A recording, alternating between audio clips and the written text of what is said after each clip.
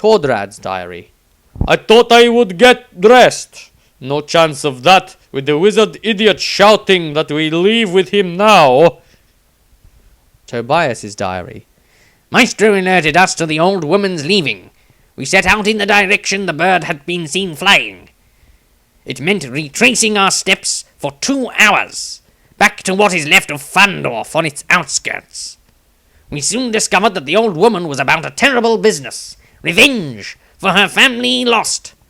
Her ritual, a summoning meant to kill those she sees responsible in the town.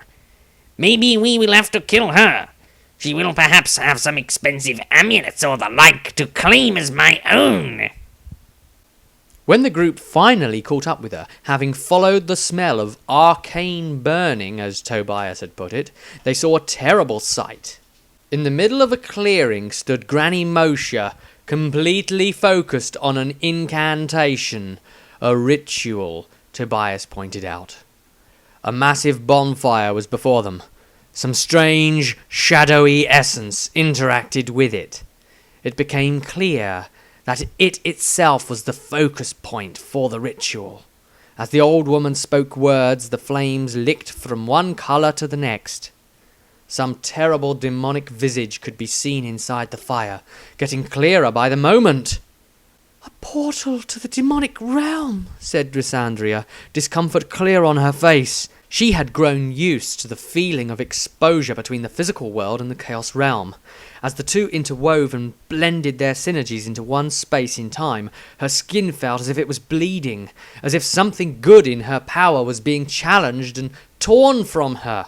It was as if her holy spiritual defences were being flayed sadistically by some invisible hand. She ignored the pain. It was part of her duty. She just instinctively knew that somehow. They stared at the flickering flames that cast reflecting hues across their faces, and then their eyes adjusted to the brightness of the fire, to focus enough on the pack of wolves that circled the old woman, defensively it seemed. Tobias spoke aloud. "She cannot be allowed to complete that ceremony. It is a portal to the demonic planes. Something terrible is forming inside it." Tordrad drew his axe. Maestro looked around worriedly at the many wolves before them. No, Tordrad would be mauled, he thought. Dieter's dog snarled, showing its teeth, and Dieter said a few words to calm it, then patted it and said, "Good boy, Olga." Granny Moshe did not seem to know they were even there. Maestro realized that it took all of the old woman's concentration to maintain the portal, and he picked up a stone ready to throw it at her. He stopped suddenly and handed it to Tobias. "Tobias, fire at her!" "Yes, good idea," said the halfling. He popped the sharp, angular stone into his slingshot and hurled it forwards without hesitation. The image inside the flames was now so clear that its ferocious snarling teeth could be seen. Maestro fancied that he could smell the thing's breath even from where they stood.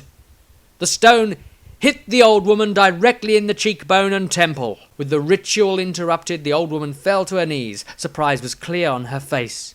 At that moment the fire spluttered as the creature inside the flames shouted something in anger. Suddenly the bonfire exploded in a myriad of colours and etheric energy. The blast took in the prone body of the old woman and the wolves around her, scarring the earth. Her last words were, "I am sorry, Father. I failed you."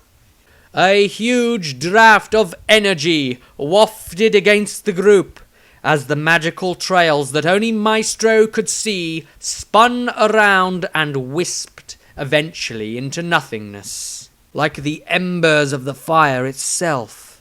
Soon even the bonfire was out. Maestro picked up the grimoire that the old lady had carried. It was quickly clear that it contained the commands of dark ritual magic she had been using. The wizard put the book away in his backpack. Tobias stared at him sternly. "You are making a mistake, Maestro." Maestro talked back to him. "I know what I am doing." On the 27th day of their journey, they did at last see the Ulrichsberg.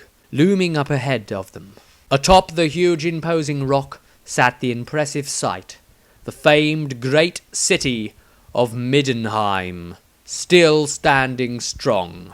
The flags of the Emperor and Count Todbringer flew from the battlements. The damage from the invasion was clear, most striking from the mass graves everywhere. The walls were damaged on the surface only. Some of the city seemed to be in ruins, even from this distance. The enemy's war machines had taken their toll. The war was clearly over, though. Perhaps they were looking at a brighter future, wondered Maestro. Then he remembered that such an idea didn't fit the course his fate had taken so far. Yes, he thought, it will probably only get worse, in fact. They hurried on through the gates into the now pockmarked city of the White Dwarf.